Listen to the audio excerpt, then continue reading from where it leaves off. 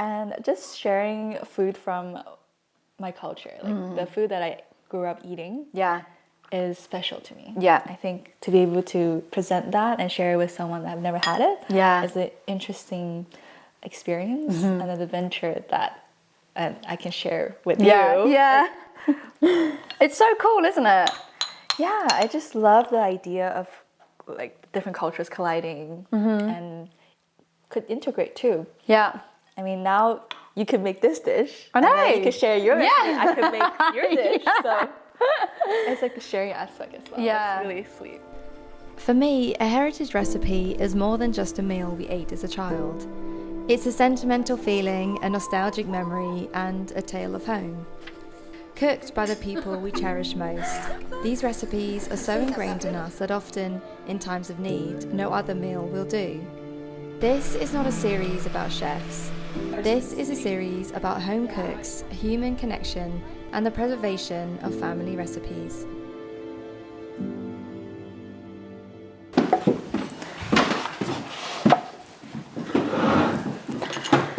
Oh, right, we got there in the end. So, Violet. Yes. First of all, thank you so much for coming today.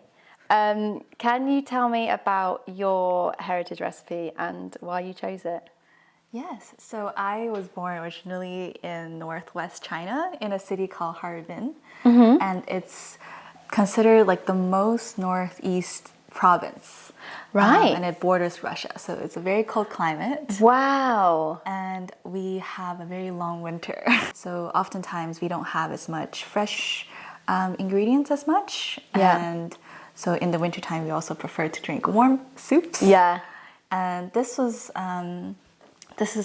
translated into dough drop soup. How do you say it? Or geda tang. Why did you pick this dish in particular? I chose this dish because I love barbecue.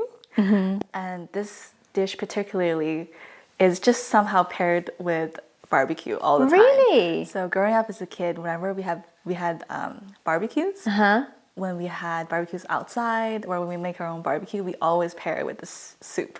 It's like innate. When we have barbecue, we have to make this soup. Really? I would never think to put barbecue food and soup together. Exactly. And would this be all year round or barbecue as in like All year in round. the summer? In the summer okay. too. So we would drink the soup and then we eat barbecue together. Oh, no way. Okay, so what should we start with?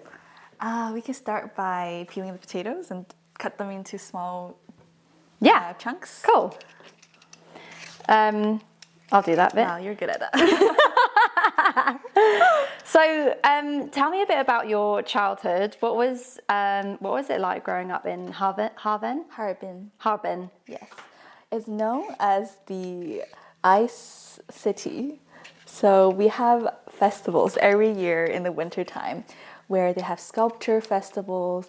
They have castles and slides made of ice. It's a whole amusement park made of ice. This is so cool. I've never seen anything like that. Our grandparents would knit one of the layers. Really? So it's like the thermal layer. They would knit it with yarn. Wow. And so we'll have like that as well to keep us warm. Wow, that's so cool. Do you know how to knit? I don't. I'm the one You that need to learn. holds the yarn for my grandma. Do you? So I'm like, I just sit there and then my hands are like this and the yarn's around my hands. And then she's like, sit still. That's so cool. Yeah. So do you remember quite a lot of your childhood? Because you were you were 10 when you moved. And growing up, I loved going to the morning markets. Yeah. So we were very fortunate. Who did you do that with? Grandma. Oh. And she would wake up at like 4:30 and go to the market at 5 a.m. No. every morning to get fresh produce to cook for the day. Yeah. And sometimes they'll bring back breakfast. So normally we'll have some kind of congee in the morning. Or we have soy milk. Yeah. And the fried dough as well. Mm-hmm. But usually we'll go to the stands and we'll eat there in the morning. Oh, okay. Yeah. What did you call your grandma? In Chinese? Yeah. Lao Lao. So this is my mom's side of parents. And then my dad's side, we'll call them Nai Nai. Ah, okay. Yeah.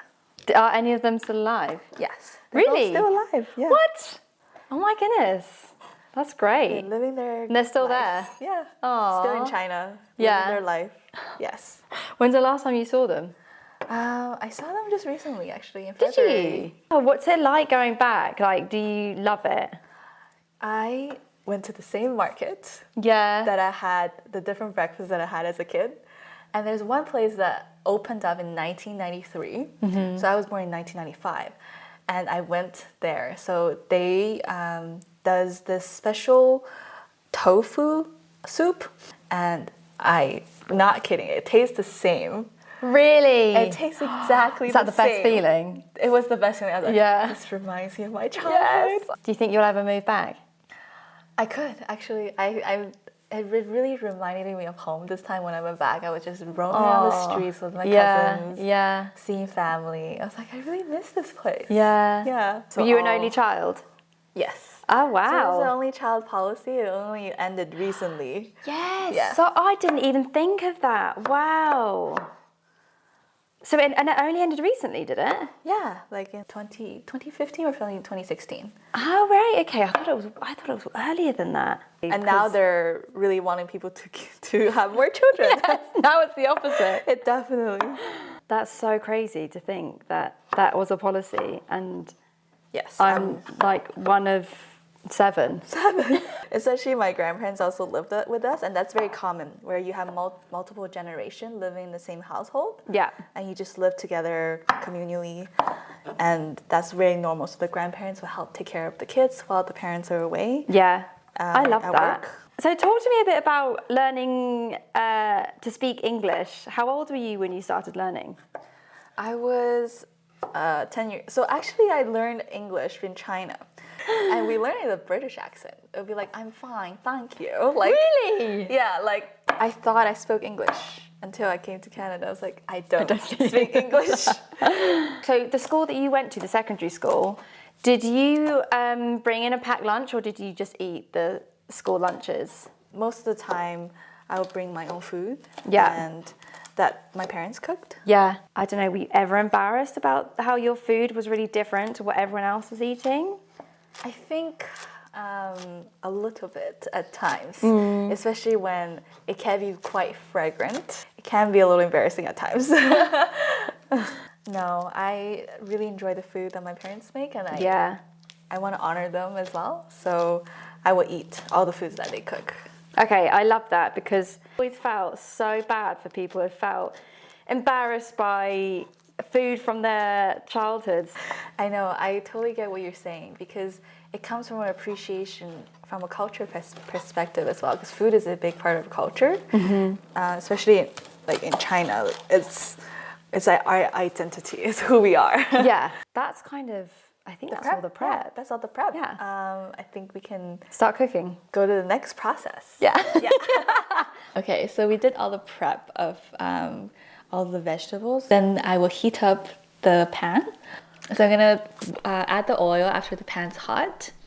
And so I put my hand over it to give it a feel. So if it's kind of warm and hot, then I think it's ready to add the onions and ginger. Then I will usually use the white part of the green onion to fry, because they add more flavor. So I will add the green onions and the ginger together to fry for a little bit until they're a little bit more aromatic. And then I will add the tomatoes, and I will add a bit of salt to let the water come out, and let it simmer for a little bit until the tomato kind of breaks down. And then I would add the water. So it's better if you have hot water, because then it won't cool down the cooking process, and it will create a good reaction, which makes it taste better. And then I'll add the potatoes along with it and let it simmer so the potatoes can cook in the water. Then once I think the potatoes are somewhat cooked, a little bit translucent, then I would add the dough to the pan. And it only takes about a couple minutes to cook, maybe 1 or 2 minutes.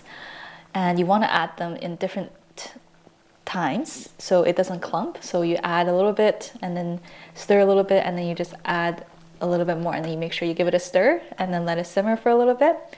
And the next step, you add the eggs So you kind of just pour it in slowly in circle motion, and then you turn the heat down. So then that will slowly cook the egg. Seasoning, add salt, soy sauce, white peppers, and a bit of sesame oil at the end. Then you add the vegetables.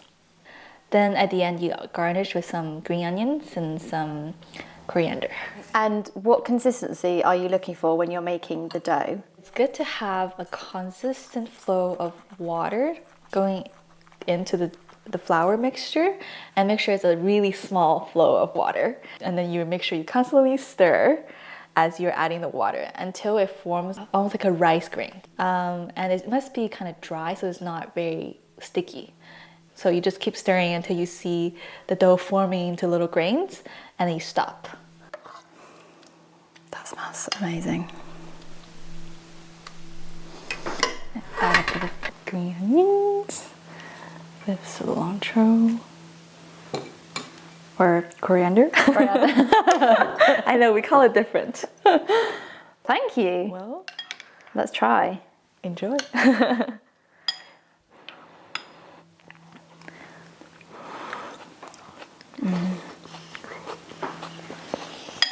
That's so good. The taste of home. Yeah. The comfort of eating this with the barbecue. Yeah, I can imagine if it's really cold as well.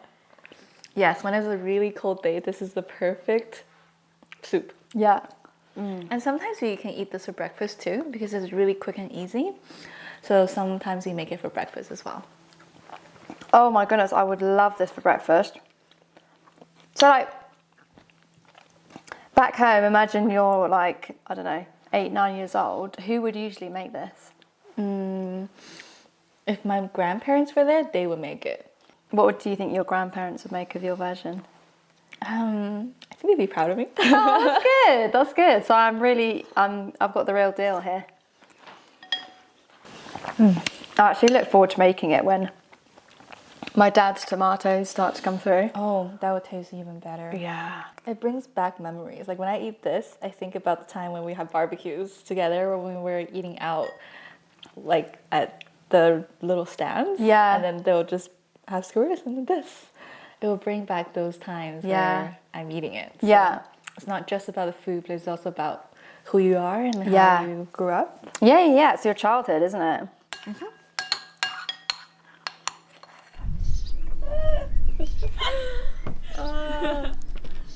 Oh, you're a star. Thank you so much. Thank you for having me. Thanks for coming, and also at such short notice.